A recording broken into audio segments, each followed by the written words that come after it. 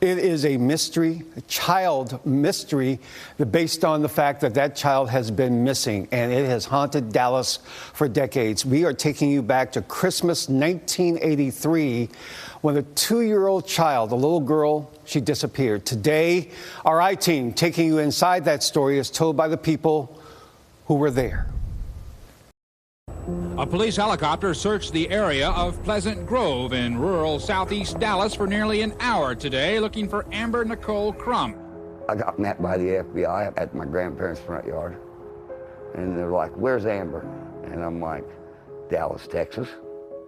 And they said, "No, she's not." And I said, "Yes, she is." She said she had checked on her daughter, who was supposedly asleep late Christmas night. She said her daughter was still, but with her eyes open. Miss Hughes thought nothing wrong. When she awoke the next morning, Monroe and Amber were gone. As soon as they told me that she was missing, I knew it was. It was a dumb thing to do, to leave her in that truck. There's no way that somebody would have kidnapped that child out of that truck on that morning. I started asking them both together and then separately, "Can you tell me what happened that night?" You've only got 2 people in a room. You got a baby in the crib, and then the 2 people, Monroe and her. It's what I do. It's my spare time, find out what happened to my kid. I'm not gonna quit. And they need to know that. They need to know that I will be there knocking on your door every year until I can't knock no more.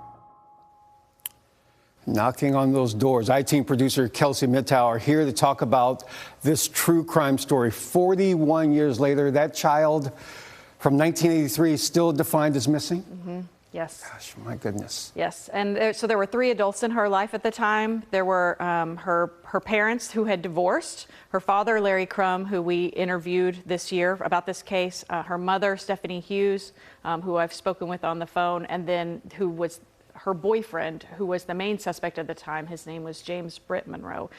He was the one who was last seen with her, and he's the one who reported her missing. Yeah.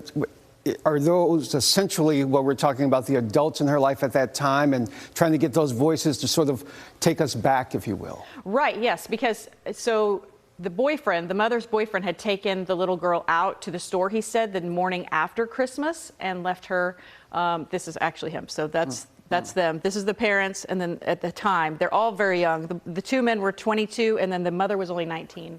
And so the boyfriend said he had taken her to the store, left her in his truck to run in and grab something, and came out and said that she was gone. So he had reported her kidnapped.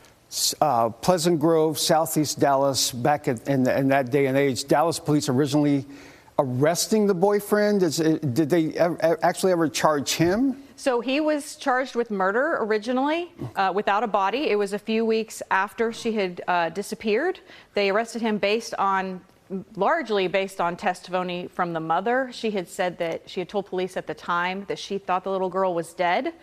She told them about some actions that her boyfriend had taken that morning that they found suspicious. But then the first court hearing, the case actually fell apart. I mean, right away. So it was during the first court hearing that they ended up having to drop the charges, and it remains unsolved to this day.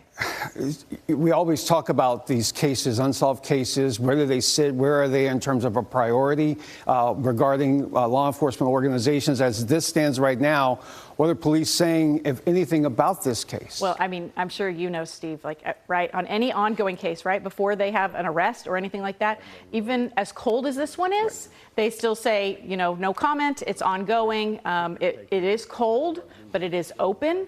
So they're really hoping that maybe with somebody, there's a chance tonight, somebody will watch, somebody will say something, somebody will know something, someone will finally say something that will lead them to a resolution. And the key for all of this, folks, is the fact that we're showcasing this. Kelsey and the team giving you an opportunity to take you back. You can watch Missing, the Amber Crum story, the entirety, to take you back to what happened back in 1983. Again, that's tonight at 10 o'clock. Kelsey, thank you so very much. We appreciate it.